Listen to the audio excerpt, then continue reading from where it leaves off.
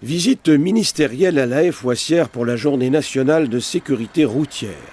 Sécurité routière spécialement consacrée au passage à niveau sur le réseau SNCF.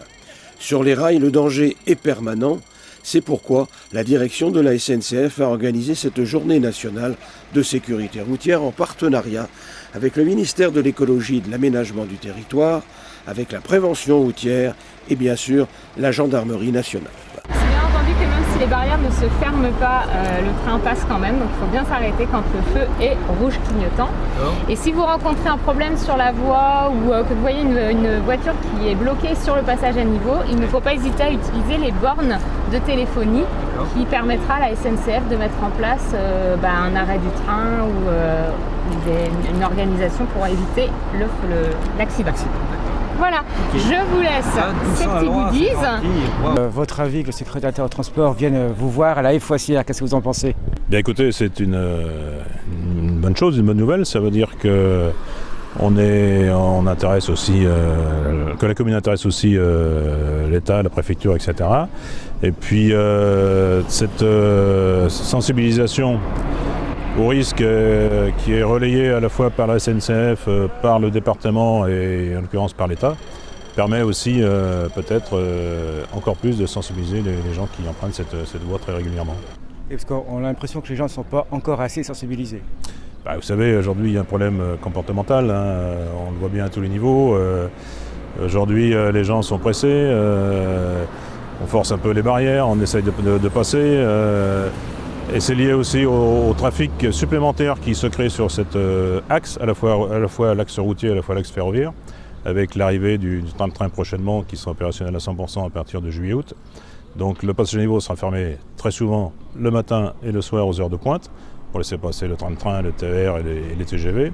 Donc avec peut-être une attente qui sera un peu plus longue au passage à niveau.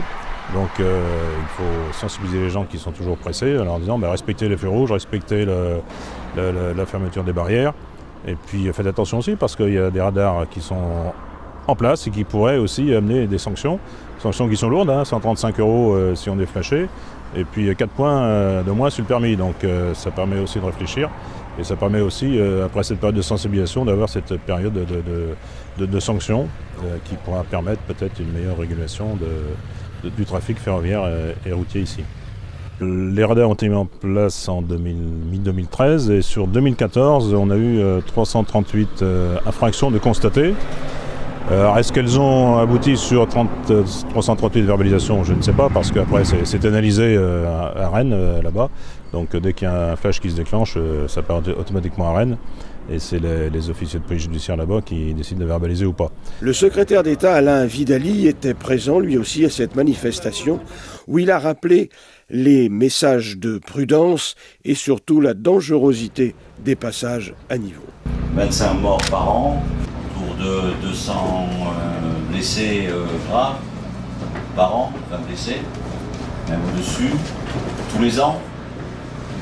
98% de ces accidents sont dus à des questions de comportement, soit des véhicules, soit des piétons.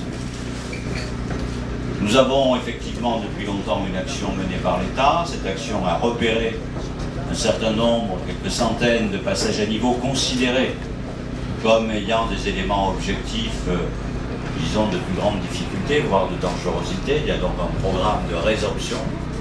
Il ne faut surtout pas croire que c'est ce programme qui va nous amener des résultats définitifs ou conséquents, puisqu'en réalité, ces passages à niveau, ces quelques centaines, sur 15 000 passages à niveau qui existent en France, ces quelques centaines ne contribuent qu'à hauteur de 10% sur les accidents. Tout le reste sont des accidents qui se produisent un peu partout, quelles que soient les circonstances, et que ce soit des passages à niveau repérés comme dangereux ou pour les 95% qui restent pas du tout repérés. Par contre, ce qui est commun, c'est que les 98%, c'est le comportement des conducteurs ou voire des piétons qui est à l'origine de cette accidentologie. C'est toujours un drame. On organise un jeu concours au niveau régional, on leur distribue aussi des flyers et des crayons.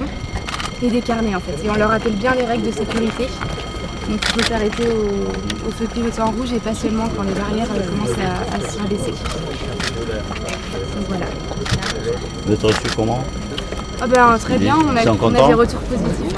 Ils vous posent des questions, non? Pas trop parce que c'est assez rapide, mais ils sont quand même rapides. D'autres actions de prévention de ce style et sur le même sujet sont prévues en Pays de la Loire.